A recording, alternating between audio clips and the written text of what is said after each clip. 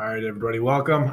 So we are going to do some verifying trig equations. So the guidelines at the top of your packet, work one side at a time. That's really important. You usually take the more complicated side first.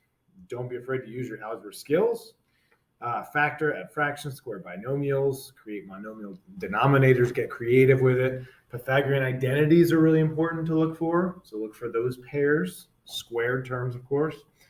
And know your end goal. So you know what you want your final expression to be equal to. So your goal is to get there. When all else fails, try converting everything to sine and cosine and simplify, just like we did simplifying before. Key, of course, always try something. So here we go. This is number one we're going to do together. So when we're talking about verifying equations, it's an equation, so there's an equal sign. We're going to set it up in a two-column proof format. So just like we did back in geometry, you're going to want to start off by writing your statements on one side and your reasons on the other. Okay, just a way to organize what you're doing, organize your work, and justify your work. We want to choose the more complicated side generally. So in that case, it's clearly going to be the left side that we're going to focus on. And my goal is to get that left side starting at secant squared of theta minus 1 over secant squared of theta. I want to get that to be equal to the other side, which is sine squared. This is my first statement. The reason why I can make that statement is because it's given. That's the first reason you're always going to have.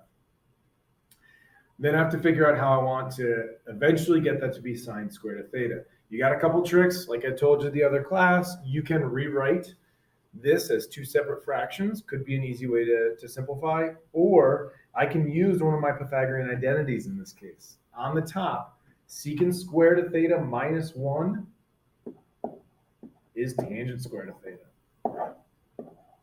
Again, you got several different ways that you can go about this. I'm going to use my Pythagorean identity because I know it, and it can be helpful.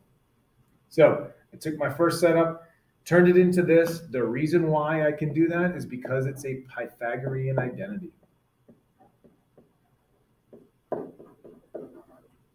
So I have to write Pythagorean ID. That's what I did from step 1 to step 2. Keep going. Now I want to get that to be sine squared of theta, so I got some work to do. I'm going to rewrite tangent squared of theta, the numerator, into sine squared of theta over cosine squared of theta. At the same time, I'm also going to write the denominator, instead of secant squared of theta, I'm going to write it as 1 over cosine squared of theta. Now, really important that I justify, because I just did 2 steps in one, basically. So the 2 things I used was, on the numerator, I use the quotient identity.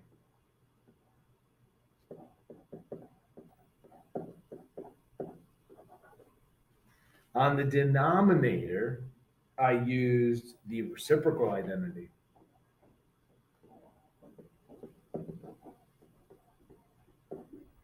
So just to save us like writing too long of a proof, you can do 2 steps in one, but you have to state your reason for doing both of them.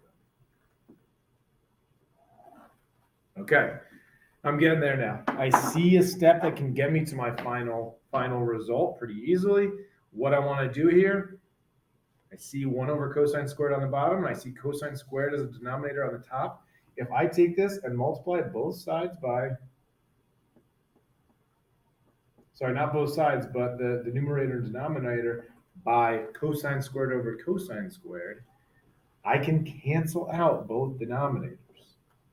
And that would leave me with sine squared of theta over 1, but I don't need to write that.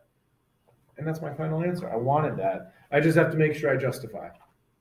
What I did here was I justify that as multiplying by 1.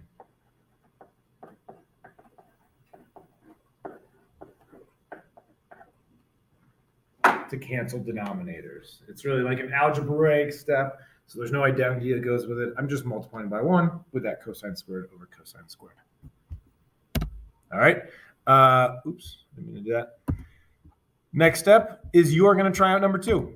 So what I want you to do is pause the video and try it. I'm going to show the answer in a second. So go ahead and pause.